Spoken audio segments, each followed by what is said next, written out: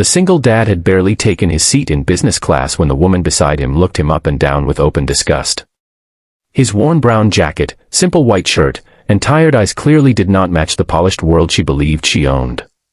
She pinched her nose, gestured toward him, and demanded that he be moved, calling him an embarrassment to the cabin.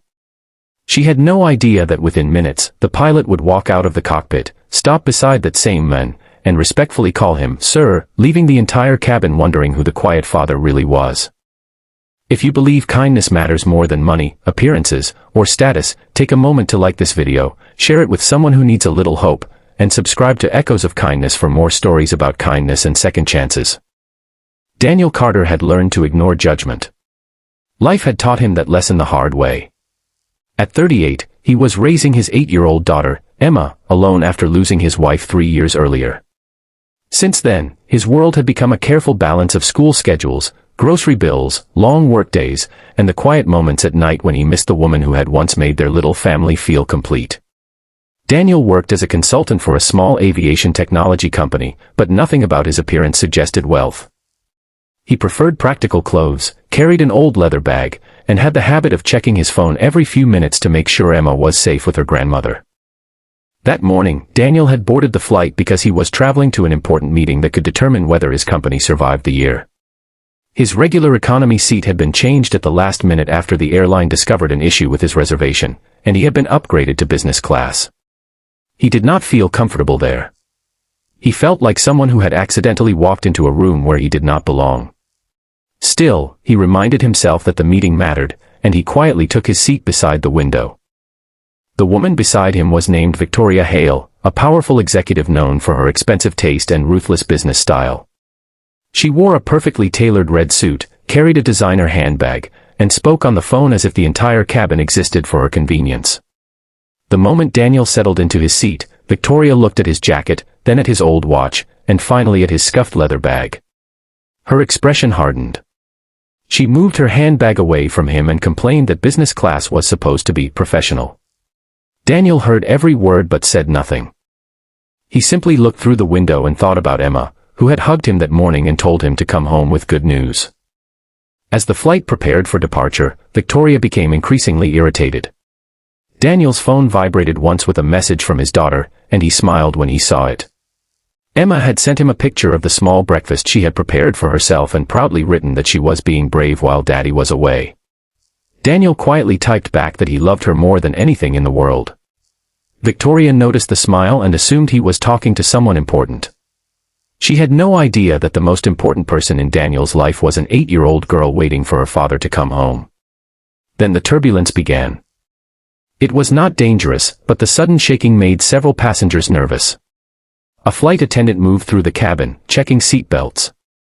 Daniel immediately noticed an elderly passenger across the aisle struggling to reach her seatbelt. Without hesitation, he leaned over and helped her secure it. He did it naturally, without expecting praise. Victoria watched with an expression that slowly changed from irritation to confusion. A few minutes later, the captain made an unexpected announcement. The aircraft was approaching its cruising altitude, but before continuing, the captain said he wanted to personally recognize a passenger in business class. Everyone looked around, wondering who it could be. Daniel froze when he heard his own name. The cabin became silent as the cockpit door opened and the pilot stepped out. He walked directly toward Daniel, stopped beside his seat, and greeted him with genuine respect, calling him "Sir." Victoria stared at Daniel as if she were seeing a completely different person. The pilot explained that Daniel was one of the engineers responsible for developing a safety system used across their airline's fleet. Years earlier, Daniel had helped identify a dangerous technical flaw during a test flight and had refused to stay quiet even when powerful executives wanted the problem buried. His decision had prevented what could have become a devastating accident. The pilot had personally flown one of the aircraft saved by that system. Daniel had never told anyone because he did not believe doing the right thing deserved applause. He had simply done his job, protected people, and returned home to his daughter.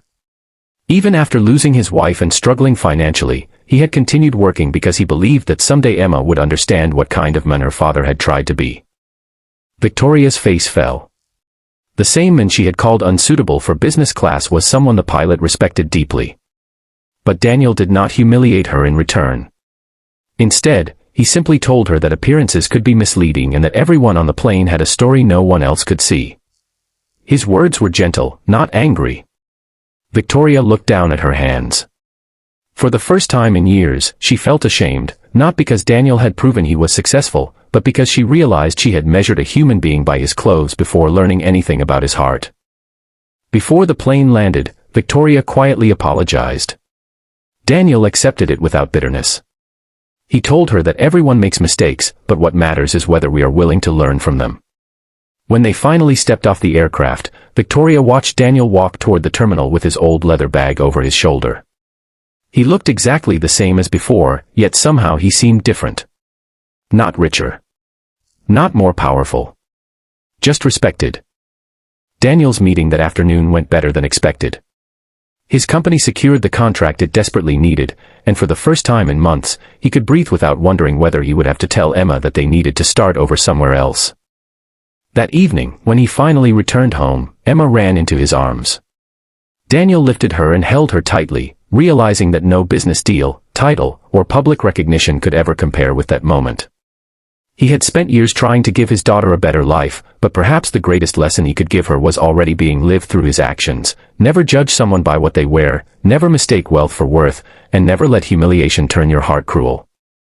If this story touched your heart, please take a moment to like the video, share it with someone who believes in kindness, and subscribe to Echoes of Kindness.